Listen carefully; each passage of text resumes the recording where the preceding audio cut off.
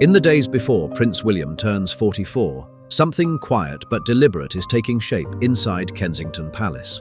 According to multiple royal insiders, a gift prepared by Queen Camilla for the future king has been set aside, unacknowledged, and left out of the celebration entirely.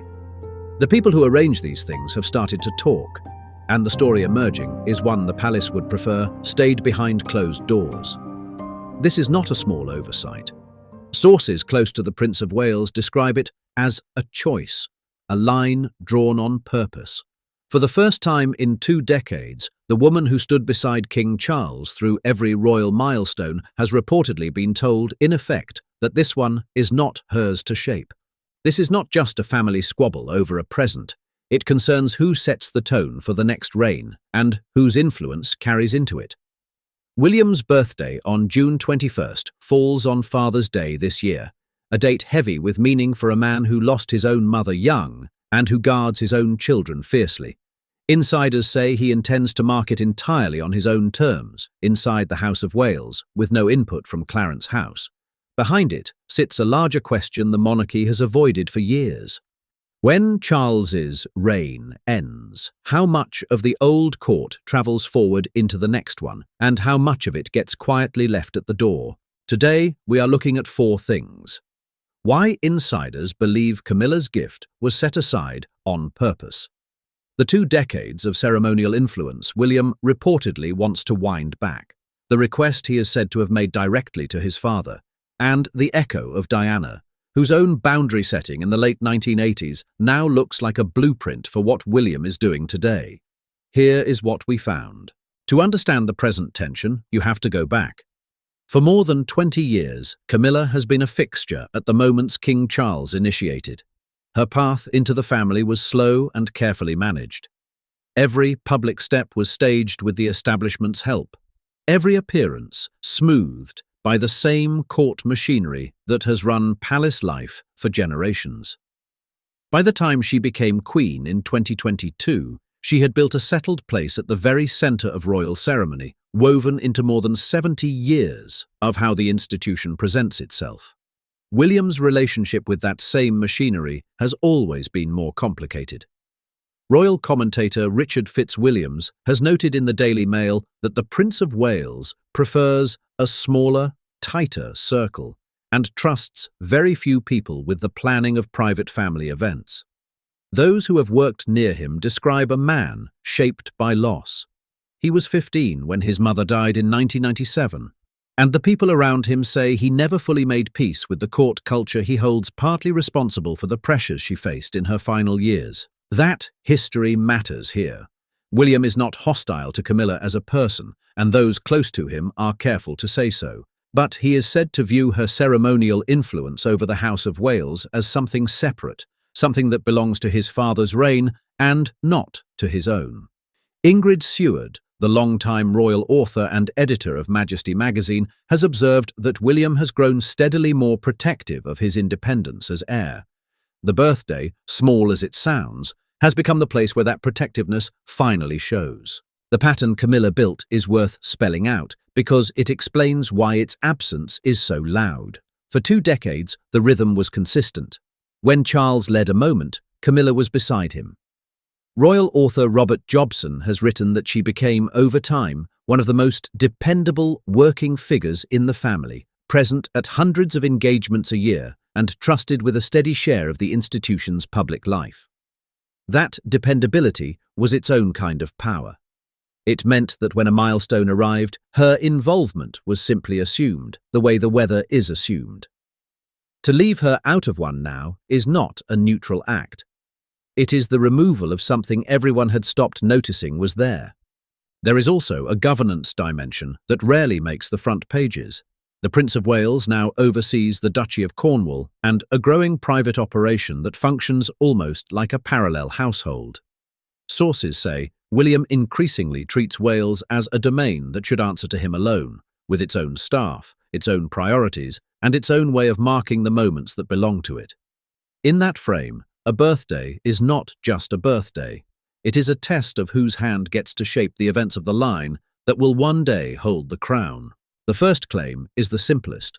According to OK magazine, Camilla prepared a personal gift for William well ahead of the date, expecting it to be folded into the family celebration, as her contributions always have been. Sources say it was received politely and then quietly set to one side. No refusal, no scene.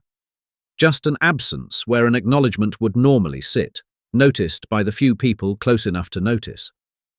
But the gift is not really the story.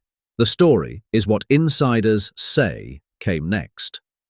According to sources close to the Wales household, William asked that the planning of his birthday be kept entirely within his own circle, and that Clarence House have no role in shaping it.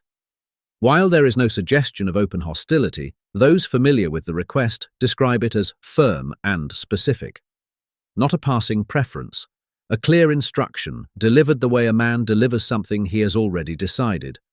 The most striking detail concerns how William reportedly framed it to his father. Palace sources told Closer that he presented the request not as a snub, but as a matter of continuity, arguing that the House of Wales should learn to run its own affairs independently before the weight of the crown arrives. It was, in that telling, less about shutting Camilla out and more about protecting the autonomy of the line that will one day reign. The effect, however, was the same. Camilla's place in the planning simply disappeared, framed so carefully that there was almost nothing for anyone to object to. To see why this lands the way it does, you have to look back to Diana.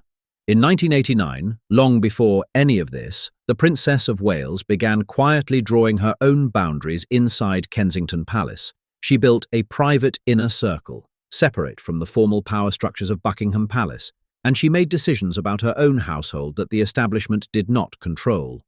At the time, many read it as instability, a woman drifting from the institution. In hindsight, it looks like something else entirely.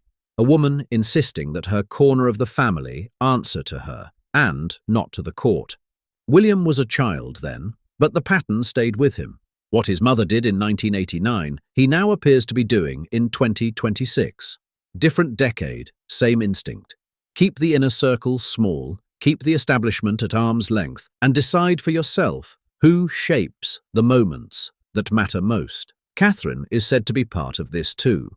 According to Hello, the Princess of Wales is orchestrating a Wales-only celebration and has declined input from Clarence House on both the logistics and the messaging. There is real care behind it, not coldness. Those who know the couple say they simply want the day to belong to their own family, the way any parents might. Yet the parallel to Diana is hard to miss. Back in 1985, Diana too pulled the planning of private moments away from establishment protocol, insisting on her own way of doing things in the face of a court that expected obedience. 40 years later, the same quiet independence is playing out one generation down, in the same palace, against the same instinct to control. It is worth pausing on Camilla here, because it is easy to flatten her into a villain she may not be. By every account, she has been loyal, patient, and willing to absorb decades of public coldness without complaint. Whatever this moment is, it is not a punishment she earned through a single act. It is something colder and more structural than that. She has become, through no real fault of her own, a symbol of the old court that William wants to leave at the threshold of his reign. Each succession milestone, it turns out, becomes a small test. A birthday, a portrait, a gift quietly set aside. None of it is dramatic on its own. Taken together, it traces the outline of how William intends to hold power when it finally reaches him, and how much of the inherited court he plans to carry across that threshold with him. The open question is what this does to the family beneath the surface. If William keeps drawing these lines, each one a little firmer than the last, the relationship between the Prince of Wales and the King's wife will keep being tested in ways no official statement will ever admit. Whether that steadily strengthens his readiness to reign or slowly hardens a fault line between Wales and Clarence House that a future Charles and Camilla cannot fully close, is something only the next few years will quietly answer.